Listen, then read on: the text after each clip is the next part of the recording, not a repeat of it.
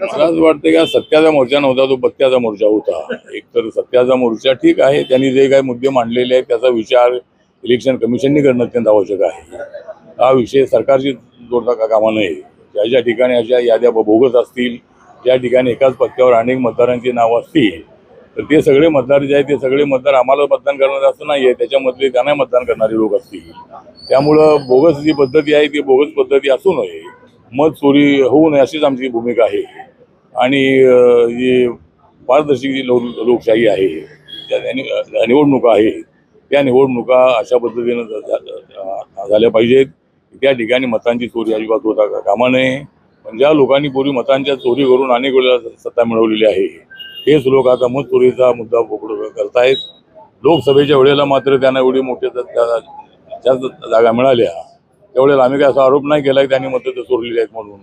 पण ज्या वेळेला आम्हाला सत्ता मिळते त्यावेळेला मतं आम्ही चोरलेली आहेत अशा पद्धतीचा आरोप करण्यात येतो। तो आरोप अत्यंत चुकीचा आहे, बिनबुडाचा आहे। पण याद्या ज्या आहेत याद्या इलेक्शन कमिशननी तपासाव्यात।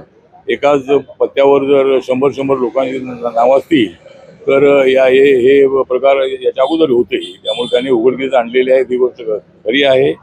त्याचा विचार इलेक्शन कमिशनने करावा, अशा पद्धतीची आमची भूमिका आहे।